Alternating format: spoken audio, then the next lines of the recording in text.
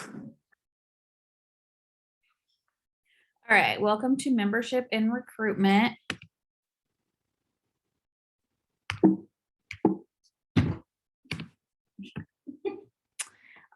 So first I just want you guys to evaluate what Alpha Phi Omega means to you. We're not going to necessarily share this out loud, but I want you guys to resonate on this before we start discussing membership and recruitment, because what Alpha Phi Omega means to you is ultimately going to affect how you recruit, who you recruit, and your experiences in the chapter as well. So everybody has a different experience with Alpha Phi Omega. Everybody joined for a different reason. And in the end, our experiences are all different. So it's definitely important to reflect what Alpha Phi Omega means to you and what you mean to the chapter as well. I'm going to give you guys a couple of seconds here to kind of think about that.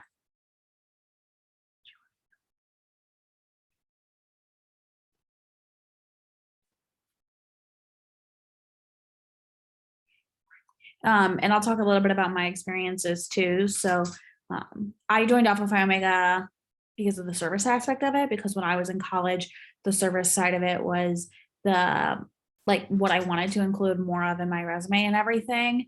So I joined solely for service, and I did do a lot of service when I was in school.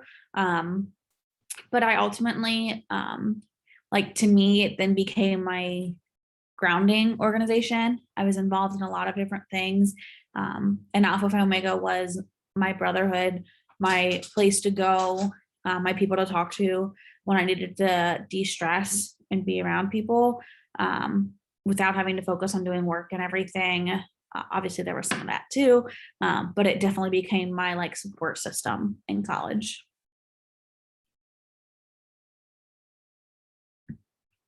Okay, so we're going to first talk a little bit about membership before we talk about recruitment. There's some basic things that have to do with membership that we kind of have to get out of the way. Like, for example, membership requirements.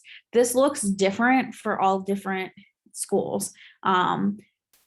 All chapters have some sort of service requirement. I can say that undoubtedly because they are required to by the national office. So all of our members have some service aspect that they do. Technically, we only have to allow internal requirements. Many chapters also allow external requirements, which is just if you guys volunteer in a different aspect, the opportunity to include that as well in your requirements. Most chapters also have a fellowship and leadership requirement. Fellowship is really, really important to include because it's what makes that brotherhood happen. If people aren't going to fellowship events, they're not going to feel like they belong. They're not going to connect with nearly as many members. And I understand service events happen in person, and there's obviously fellowship that happens in there. But there is also still a purpose there. It's not just to have fun and get to know new people. Leadership, this is seen in many chapters, not every chapter. It's usually less requirements. In terms of leadership-based credits, this could be stuff on campus, like different presentations or presenting or ways to better ourselves. Fundraising is the one that I see least often in chapters. This would be a specific requirement that you either have to participate in so many fundraising events or you have to fundraise so much money per semester. This would really depend on the university. And chapter requirements, every chapter should have, because if your brothers aren't attending chapter, there's an issue there. So these are the basic membership requirements that we see at our universities for our brothers to continue to have, to hold their membership. But what's really, really important to remember here is that requirements do not equal brotherhood. So while we want our brothers to fulfill their requirements, that's not going to determine what kind of experience they have in Alpha Phi Omega, why they decide to stay in the fraternity. That's just going to make sure that they're attending the bare minimum. If your requirements are 2 fellowship events a semester and you put on 100 and there are brothers only attending 2 of those, they're not going to get nearly the same experience as those that attended 20 of them. So we definitely want to make sure that we are evaluating what our requirements are and how Instead, we focus on brotherhood, particularly when we host our events. But what brotherhood does equal is retention. So people choose to leave Alpha Phi Omega. People choose to leave a lot of different organizations. But it's a lot harder to leave an organization that you feel like you belong in, that you've got that brotherhood experience in, versus an organization that you're like, it's good for my resume. I'm going to go to the bare minimum. So we always want to make sure that we are providing that brotherhood aspect to all of our members. And that's what's going to help convince them to stay and keep our retention levels up. So I kind of talked about this earlier when I talked about my experiences. Chapters should be a support mechanism. It shouldn't be I have to go to this event. Brothers should want to be attending things because they know that this is their people. These are the people that can help them.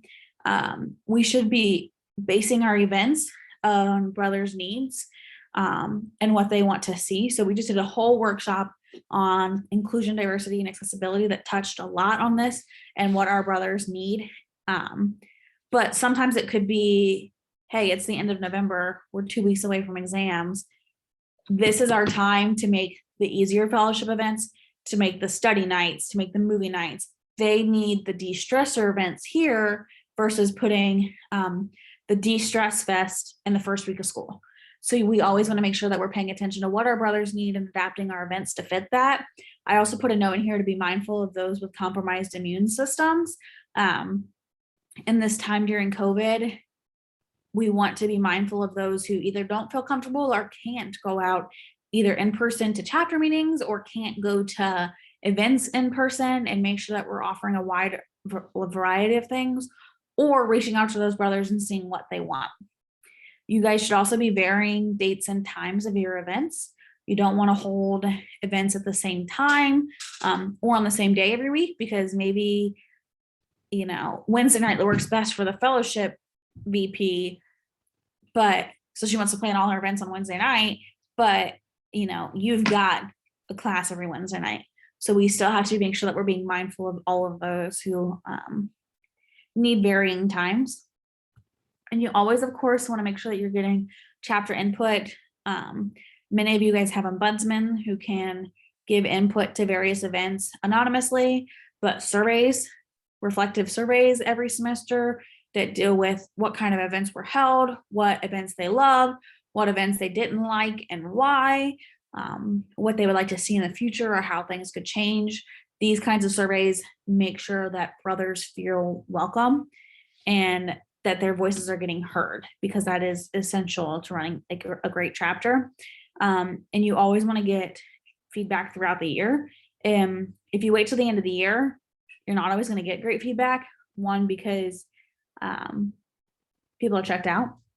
They're just like, yeah, whatever, we'll just see what happens next year. But there's never any room for improvement if that's how people's mindset are, or you're going to get very little responses. So you want to make sure that you're evaluating everything as we go along.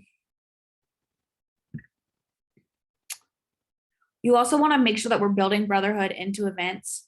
I put in here LFS, Leadership Fellowship Service, should not feel like work. I kind of touched base on this earlier. People shouldn't feel like they have to go to an event to get their credit, and that they don't necessarily want to be there.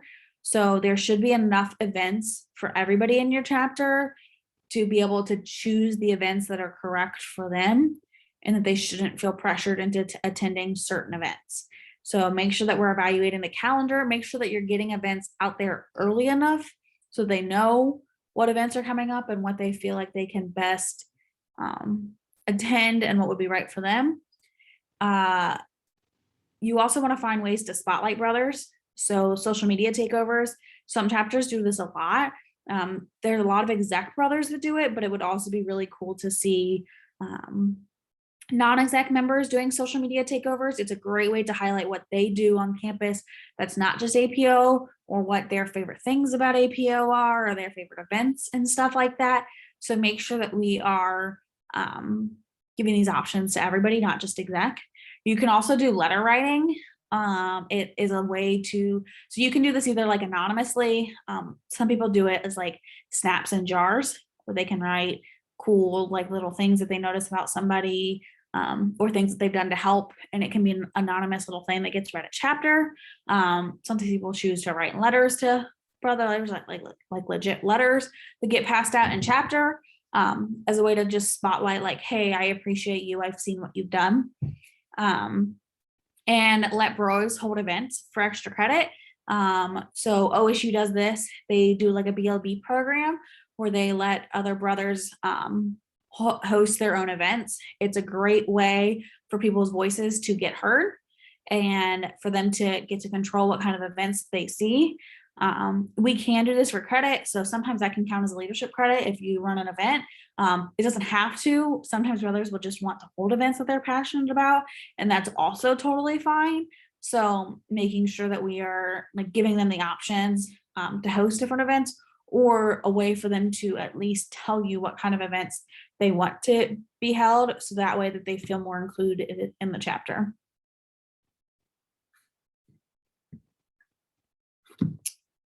So you also want to work on building brotherhood into your chapter meetings. So I included a few pictures of different baby pictures on here.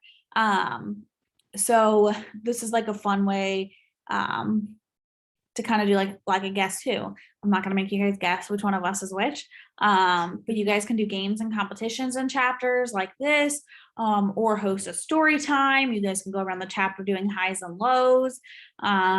If everybody, like in the middle of a chapter, maybe like it's a really long chapter and you notice people are kind of wearing out, just host like a 2-minute dance party.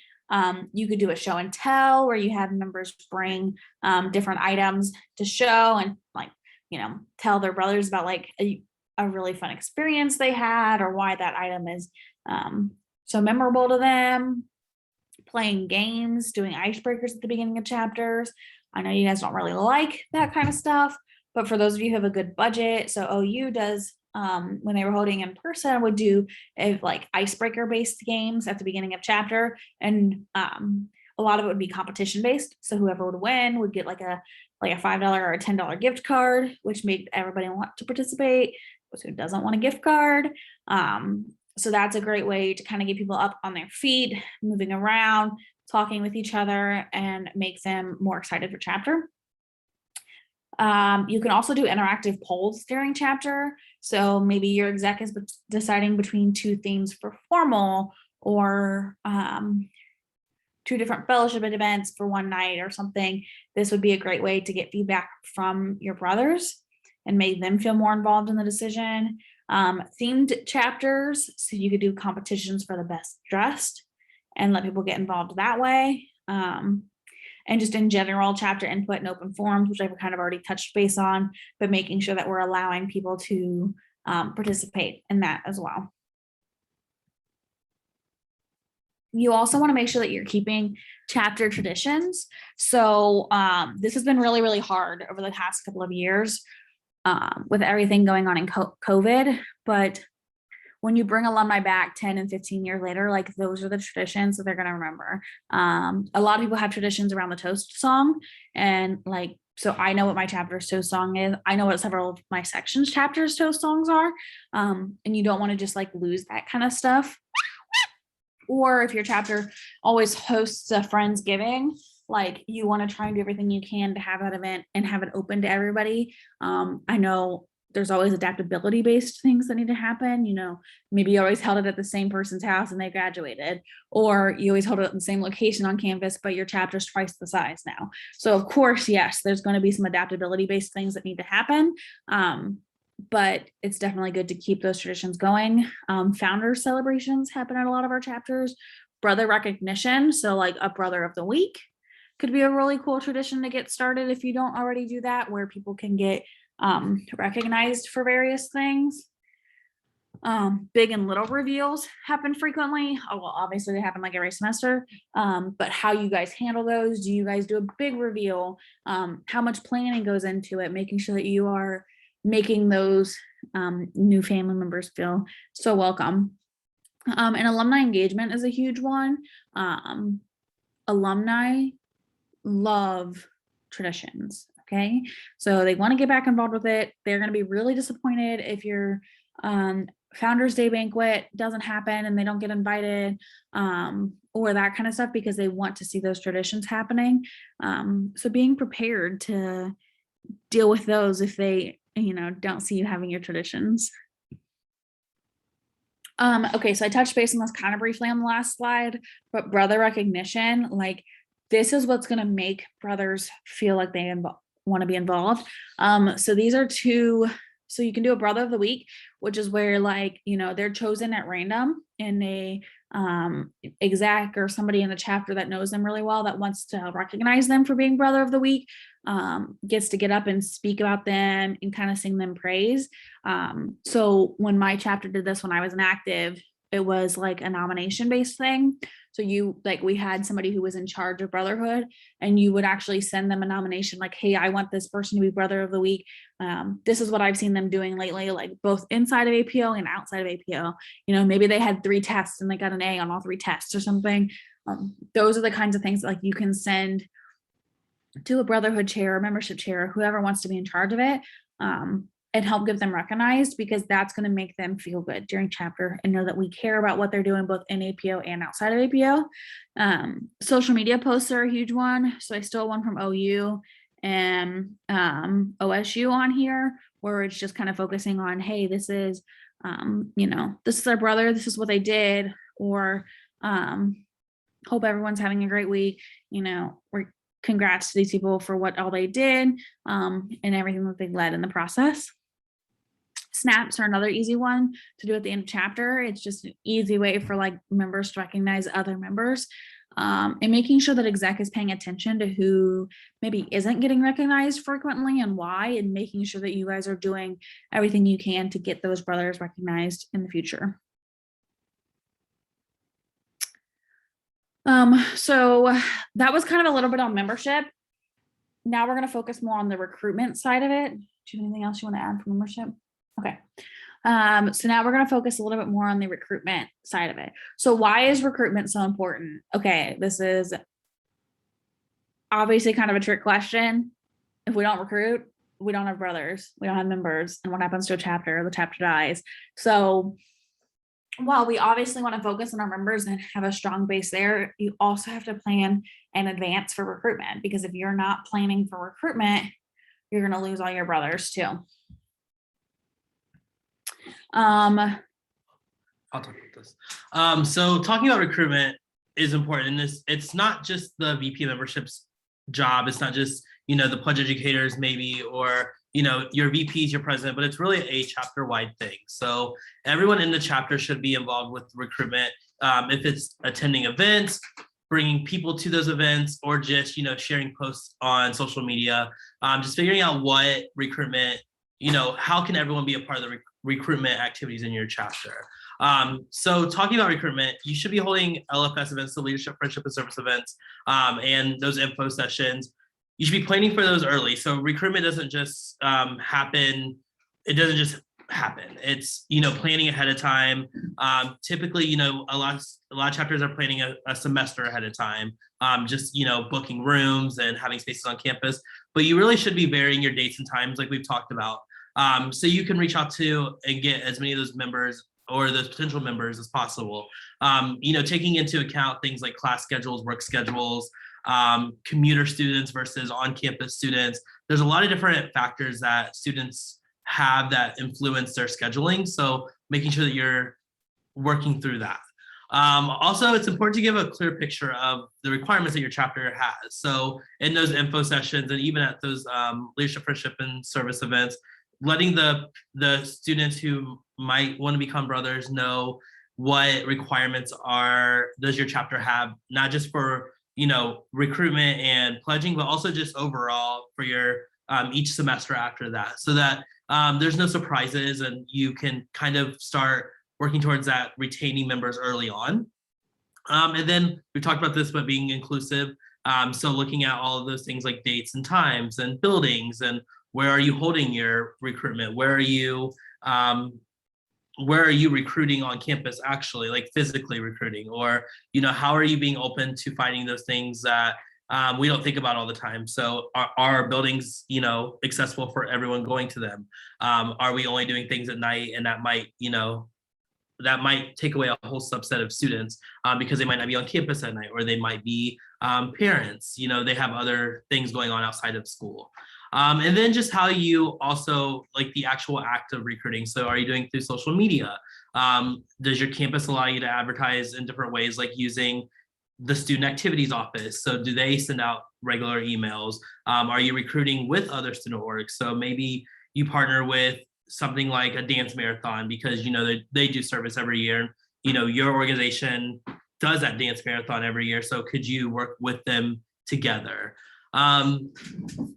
Making sure your chapter and everyone in your chapter knows like the elevator pitches. So what are the main things that we talk about when we're talking about Alpha Phi Omega? Our principles, why should you be involved, and how you can get involved. So does everyone in your chapter know those things when they are talking about it? Because it's easy to say like what the chapter is, what your chapter does, but how do you, say things like, when do you usually meet? How can they get involved? So it's okay to say like, yeah, this is who we are. And then if you leave them with that, it's like, okay, well, I don't know, how do I get in contact with someone if I'm interested in rushing? How do I join the chapter? And then, some of those more fun things like themes, like are you having themes every semester? Are your themes also inclusive and thinking about the students who might be interested? And then setting your goals. So you should have goals for recruitment every year. So, really, we talk about this as one thing is you should be recruiting enough students that you're going to be graduating that year, but you should be going above that as well. So are you setting, healthy goals and realistic goals?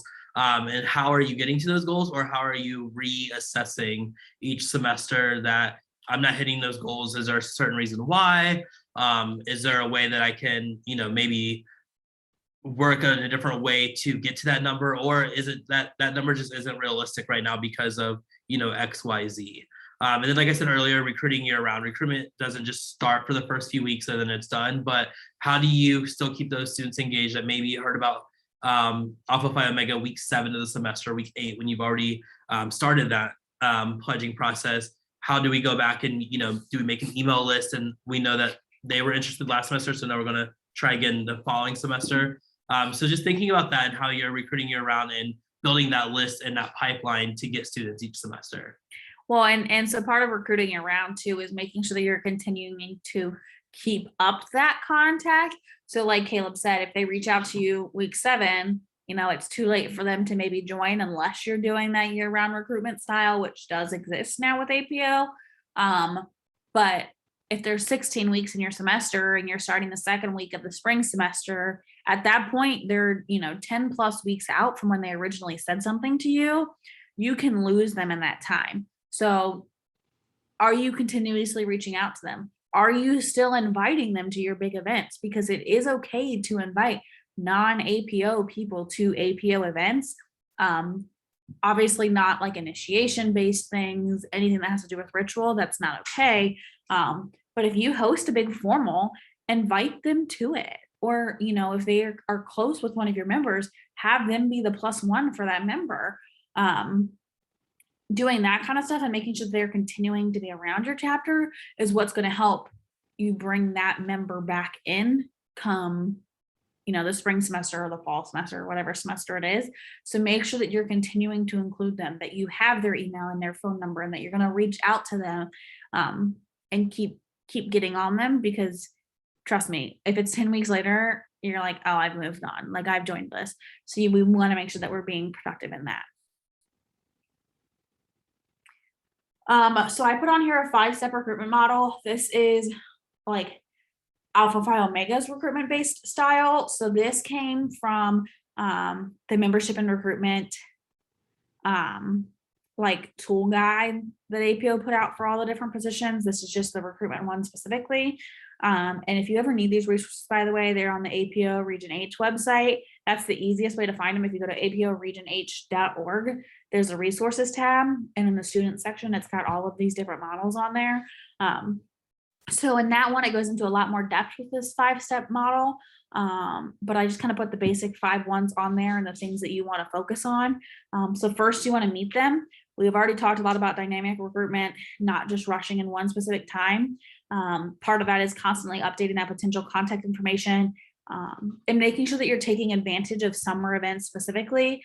So does your university offer summer orientation, help with freshman move-in, all of that kind of stuff? That is super key because those freshmen are going to be looking to join organizations. And if you can get a brother as a freshman, that's 4 years. That is so much extra room for development, for leadership skills, for them to potentially join exec, for them to really make an impact on your chapter, and for your chapter to make an impact on them. Obviously, we're not just recruiting freshmen, but these are really, really great events to get people who are not really committed to other organizations already. It can also kind of service to your university if you volunteer at these different events. So that's a great way for your actives to get credit as well. The other thing to think about, especially like with most schools moving back to an on-campus model, is like this spring is going to be a great opportunity for recruitment as well, because now that these students are back on campus, and maybe they didn't want to pledge this past semester because first semester back on campus, the adjustment period, but now spring they feel like they're ready to join something.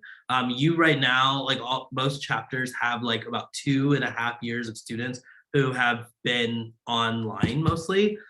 So this is a great opportunity to get them involved right away, and bring them on campus. Or bring them into the chapter. So the other thing to think about is like even these summer events is how can you like even do like low key rushing. And it could just be as simple as if you have people that are on your in your chapter that are part of like orientation leaders or in orientation activities, wearing your letters if you're able to, or just talking about it. Just like little things just to say like, hey, this is what we're doing. That's always helpful just because that like brand recognition from the beginning, like, oh, I saw someone with these letters and now I'm interested in this organization, and at like the organization fair for the beginning of the semester, I see these letters a second time. So now I've already had that connection because I saw it over the summer when I was on campus for just a day or two. Yeah, super key. The second point is, okay, so this like sounds a little odd, but like make them your friend and make them feel special. That doesn't mean change who you are or be fake to make somebody like you. That means you're listening to who they are, genuinely listening and understanding, what their interests are and whether or not they can find a home in Alpha Phi Omega, because it's not for everybody. And maybe you don't have the same interests as them. So like, for example, I know nothing about video games. Okay. If somebody comes up to me and they're like, I love playing this game, I love doing this, and be like, oh, well, we host some events like that. It's not really my thing that I attend, but I definitely have brothers that I can introduce you to, that could talk to you more about that love being an Alpha Phi Omega, and this is what they gain from it. So it's listening to them, understanding them, making them your friend, but also knowing where they need to be in the chapter or if they have a home in the chapter. And then kind of with that is introducing them to your friends, right? People join people. There's a home for everybody, but they have like introducing them to people with similar interests are going to make them feel like they have even more of a home in Alpha Phi Omega. So that becomes then a thing when you're recruiting into different organizations. So like he used the dance marathon. Maybe you have like, people who help run the dance marathon that you think would be really great brothers of Alpha Phi Omega, and you don't do dance marathon. You could also have brothers that do the dance marathon. Go talk with them or introduce those people together and say, hey, like, I don't know if you know this, but Caleb that volunteers with dance marathon, he's an APL. He's got a lot of really similar interests with you and he enjoys the chapter. You should talk with him about it. And then once you really know what their interests are and what they can gain from Alpha Phi Omega, that's when you really introduce them to the idea of Alpha Phi Omega. What makes APO different? What do we have to offer you based on what we now know about you? And part of that is also understanding why you joined. So that's why it's really key to be genuine when you're recruiting and understanding who people are, what their interests are, because not everybody's going to be the same. Not every event is going to be for everybody. And just because you absolutely love that event, maybe you love karaoke night, that really shy person that you're trying to convince to go to karaoke with you is not going to join the chapter if you force them on stage, because they're going to be uncomfortable with that. And that's why it's important to know people before you force them into something. And this is where like recruitment events can be really positive, because if you have somebody showing up to a recruitment event that you don't know very well, that's the time to get to know them, to ask them the questions, to do those first 3 steps that you didn't get to do outside of the organization, like before they came to an event, if that makes sense. But you want to still continue with those steps and make sure that you're going to give them the right experience in APO. And that's when you ask them to join. Again, APO is inclusive to everybody. I know not everybody's going to want to join. There are some people who, unfortunately, just like don't care about service. If you don't really care about service, APO is probably not for you. If you don't want to volunteer, whether that's internally or externally, APO is probably not for you. If you think that you're going to join because it's going to be a frat and you're just going to party all the time, maybe not the organization for you. So that's why it's essential for them to have all the information before you ask them to join. And again, we do want to be inclusive to everybody. We just want to make sure that they know what they're joining. So I put a few different recruitment event ideas on here. So recruitment events, you want them to be simple. You want them to be accessible. You can definitely buy materials for them, but like going to dinner at a Mexican restaurant for a recruitment event, maybe not the best idea, because it's hard to get to know people, to walk around, to meet all the new or potential new pledges, I'm sorry. But a cookout where it's at somebody's house in a backyard where you can walk around, get to know new people, have different interests, that would be a much better like food-based environment for a recruitment event. So it's important to keep in mind those events and make sure they're easily accessible and easy to get to know different people at. Dog toys is a really easy one, great to talk during, and it counts as service. Same thing with like cards for local hospitals, campus cleanups, board games. I did put trip to local place on here, but again, you need to be mindful of what those places are. So maybe that is going to a local park and hanging out or something like that, where you can still get to know each other and get to talk with each other. Doing various how-to events or team building exercises. The team building exercises can be a little bit like they're a great leadership-based thing, or icebreaker days or something. They're great for leadership and for getting to know each other, but they can also put people on the spot, and you want to be careful putting potential new members on the spot too. Some people will flourish, some people will not. So you want to make sure that you're not overdoing what they get to experience. And I just put a little bit in here about pledging. There is actually like a pledging and recruitment round table later, if that's something that you're interested in. But pledging starts once people go through the pledging process. Based on like APO standards, they have 6 to 10 weeks to complete their pledging process. And officer portal, we actually like they're required to complete six weeks of pledging before they can actually go through initiation and officer portal. Most chapters, I would say, probably have a 6 to 8 week pledging system. So this is a time for them to really learn all about APO, understand what we're about, and then go through initiation. So if somebody's on the fence about joining APO and they're still like, I still don't know if I know enough about this organization, and if it's for me, if they're really that close to being on the fence, it's definitely great to encourage them to go through the pledging process. That's something that even your chapter can look at. Maybe if you charge them the pledging and initiation fees up front, offer that person to only be charged like half of it for the pledging side of it. And based on what they hear during the pledging system, if they're interested in joining, then they can pay that initiation side. It's okay to encourage people to go through pledging. You might lose pledges, like it happens.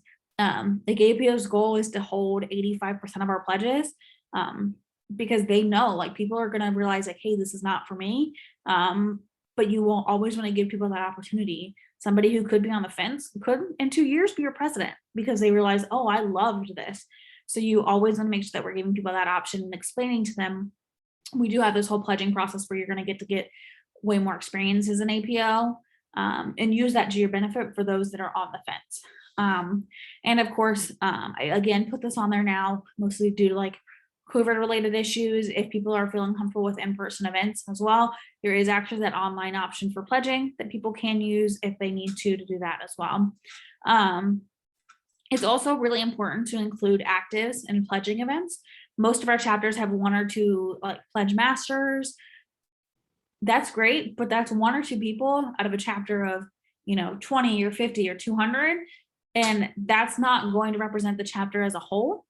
I know that you're following mostly a script when you do like your pledging sessions and everything, but you always want to include other actives in the pledging events. Have them come to chapter and tell their stories, like their YAPO. Have them come to chapter and help you present. Or if your pledges are trying to plan like a service event, have your service chair come and help them with that stuff.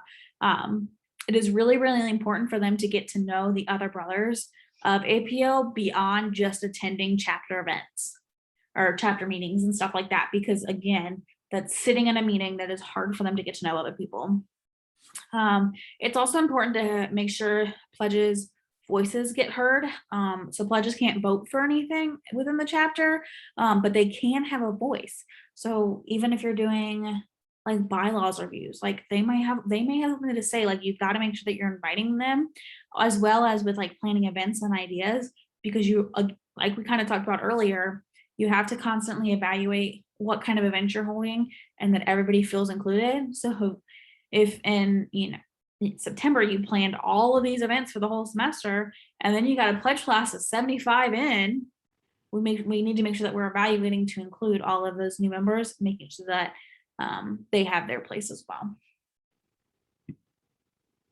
And I did put a little bit of note in here about big little pairing. This is super duper important. It's what gives them a family and a sense of belonging in the chapter. So you don't want to just pair people at random. You should be hosting several events beforehand, big little events before pairing, to make sure that people are getting the right pair. Not every person is going to want a little. It is okay for somebody to join APO and never take a little. Like maybe that's just not their thing, but they love their experiences. That's okay. It is also okay for the brother who is all about the family and has 10 littles. So we should never force people into taking a little, and we should never tell somebody, no, you're not going to get a little because you already have 5. And I've got people in here who don't have a little and want one. We should make sure that we're pairing people with the right people, so they have a sense of belonging. It's also really cute to send letters and gifts to littles in advance. It's just a great way to make them like feel like, we're excited, we want to meet you, and get them a little bit more involved. And little reveals are also really cute. So some chapters do these, some don't. These are just like a couple of ideas that you like see all the time, is the blanket drop, the wrapping paper, boxes, like matching outfits, that kind of stuff. It just like makes them really excited and builds up the anticipation and everything. So those are just a few various ideas. So I put a Taco Bell example over there of like matching outfits. So that would be really cute. Like if the little got that shirt in advance and got to wear it to the event and was able to find their family that way. So those are other really cute things that you can do as well. You can also record reveals. So this was a way to do it kind of during COVID related times, or if somebody can't come to big little reveal night because they've got class or something like that, you can also do like a pre-recorded reveal to send to them at the same time. That way that they are still getting included in that night. And it's also really important to like continue to hold family and big little events throughout the semester as things go on, just so that they're continuing to bond with, their big, like their immediate family, but also like the family as a whole and other people in there as well. All right, so that is all we've got for membership and recruitment. Are there any questions?